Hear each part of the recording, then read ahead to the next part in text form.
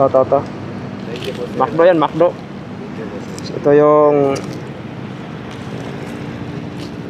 Pangalan mo, kuya?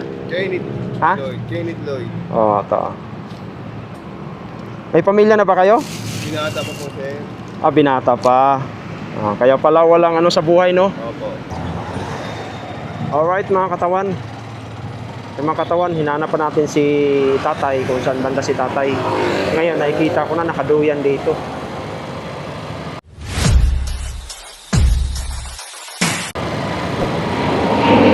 Yan natin dito.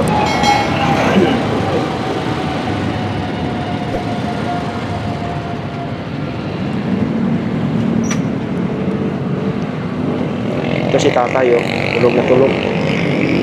Mayroon pa dito mga katawan kasi may stoplight. Kaya bawal dito. Bawal hinto dito. Kaya lang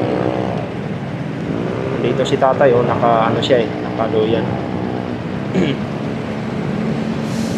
Diba, nakakawa mga katawan, nakaduyan na siya. Tapos yan, maulanan yan eh. Pag umulan yan, takbo yan doon sa ilalim ng ano. Kasi may kalsada kasi sa taas. May tawag dyan, skyway. Tapos nandito ngayon si tatay, o yung tubigan niya, tapos yung ano niya, yung tawag nito, yung balde niya. So dito yan tawag nito. Hindi ko alam kung saan yan sila mag-igip.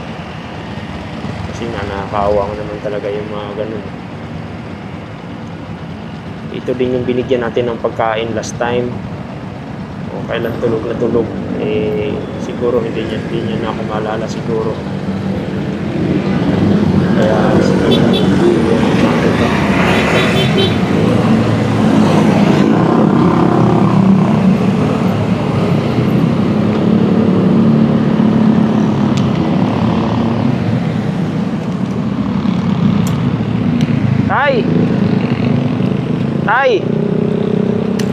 Tay!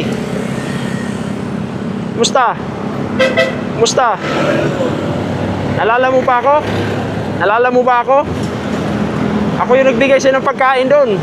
Last time. Kumusta ang Pasko? Okay po, sir. Merry Christmas po, sir. Merry Christmas. Hinanap kita, hindi kita mahanap eh. Dito ka lang pala, nakaduyan. Okay, dito po, sir. Walang trabaho. Wala po, sir. Ano bang trabaho natin? Nangangalakal na po kami po. Nangangalakal. Magkakilala kayo ni kuya doon? Oo. Binigyan ko si kuya ng pagkain. Gusto mo may pagkain ako rito? Ha? Paano yan? Saan ka natutulog yan pag umulan? Doon, sir.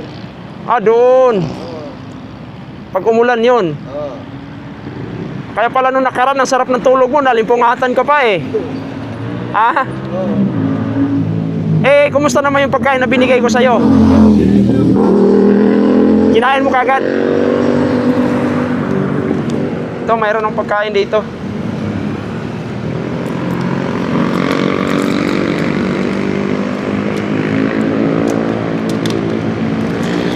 Paskong Pasko, aga natulog ah.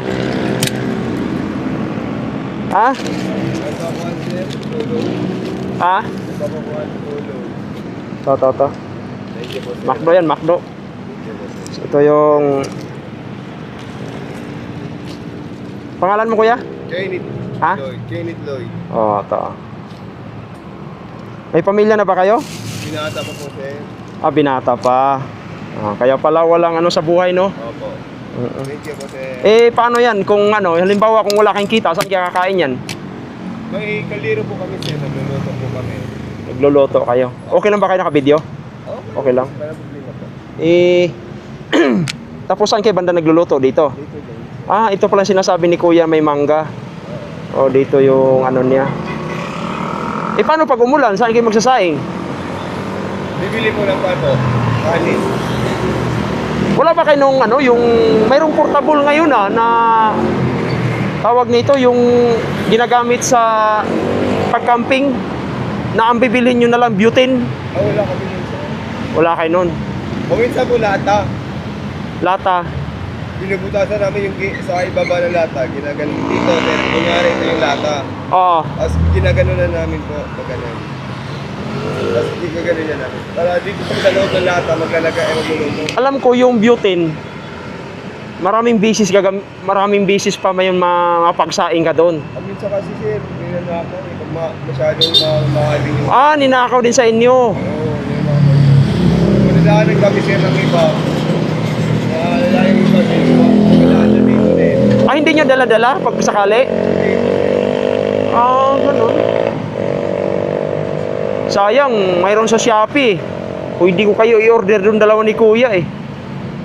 Tapos, bibili na lang kayo ng butane. Alam mo magkano ang butane? Parang 80 pesos lang yun.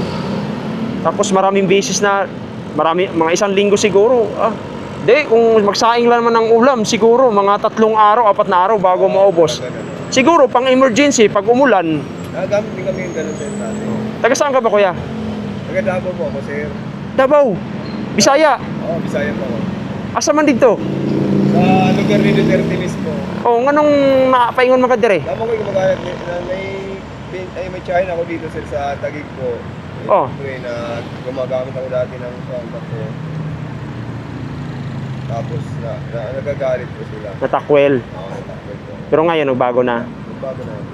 Oh, yun. Ganun dapat para ano tayo tawag nito para so hindi ka pa umuwi doon.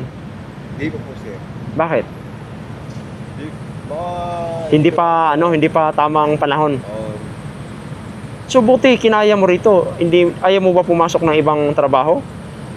Marami pa po ako na puntahan sir, tinanungan po. Ang sabi nila po, one requirements. Requirements. Eh wala kayong requirements. Wala po sir. Di ba kayo pwede kumuha? Ano po? Di ba kayo pwede kumuha? Bawal, hindi pa pwede. Hindi ako po sir. Ang nahirapan po ako, hindi ko marunong magsulat sir. Ah, hindi ka marunong magsulat. Yun ang nagiging problema. Tapos dito naman, may nagbibigay naman sa inyo ng mga pagkain, kahit papano. Meron naman po sir. Mayroon naman. Marami po nabibigyan. Kasi nga, dito ako lagi dumadaan sa trabaho ko. Doon nakikita kita doon, nakahiga. Sabi ko si Kuya, para minsan ang layo ng tingin. Minsan siguro pagka walang kinikita, problemado. Hindi po sir, wala na. Kumbaga, wala na po akong magagawa. Oo, Pagkain naman po, hindi naman po, hindi ako na oo. Pero minsan talaga walang kita. meron naman po. Kahit papaano. Mayroon naman kahit papaano. Oo, makakabili ka naman po ng... Makakabili ng pagkain kahit papaano. Oo. Di kasi naisip ko, kasi yung pagkain kasi na yung binibigay ko sa trabaho namin, noong time na yun, party namin, hindi nakain kasi may party kami. So sabi ko, naalala ko kayo eh. Sabi ko sa mga dinadaanan ko, sila Kuya, mayroon, sabi ko, mas maigi kasi masasarap yung ulam eh. Eh sabi ko, sige, dadalhin ko nga to. Hiningi ko, tas yun nga binigay. Nagulat ka pa nga dahil ginising kita bigla eh. Kasi nagmamadali na rin ako noon dahil puyat ako eh. Hindi, okay naman po. Oo, kaya... So, pangalan mo Kuya? Kenneth Lloyd. Ha? Kenneth Lloyd. Ha? Wala. Kenneth Lloyd. Kenneth Lloyd? Oo. Ganda ng pangalan mo upang artistahin ah. So, paano Kuya? Maraming salamat Oh. po. Merry Christmas po. Merry Christmas din. Dahil ginawa ko yan dahil ano kasi, sa sunod araw, birthday ko kasi, eh hindi naman ako nagtawag nito, gumagastos. Eh naisip ko, yung mga katulad sa inyo, binibigyan ko ng pagkain kahit papaano. Salamat po. Para sa ganun, makakatulong tayo. Oo. So paano Kuya? Salamat ha. Thank you. Ingat. Sige.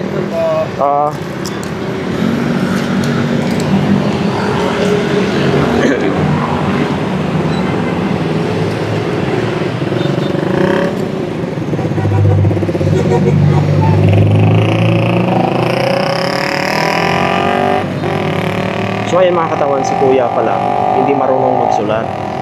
Kaya mahirapan siya magano ng trabaho. Kaya napaka-importante talaga ng marunong ka magsulat mga katawan. No? So, yun, nagpapasalamat tayo sa Diyos din. Meron tayong blessing konti na nakarating sa atin. No, di ba? Eh, kaya yun, sinishare lang din natin. Alright? Sige Kuya. Merry Christmas po sir. Oh, thank you. Salamat. Oh. Salamat po, sir. Oh, ingat.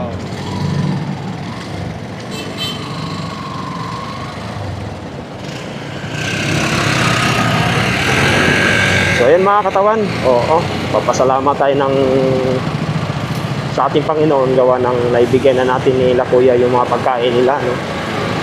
Kaya thankful tayo na may mabuting puso tayo para sa ating mga kababayan na halos hindi makakain dahil ang panghanap buhay is nagano lang tawag nito, nagbubuti, naghanap ng mga karton. Alright, so yan ang mga katawan, maraming salamat. Alright.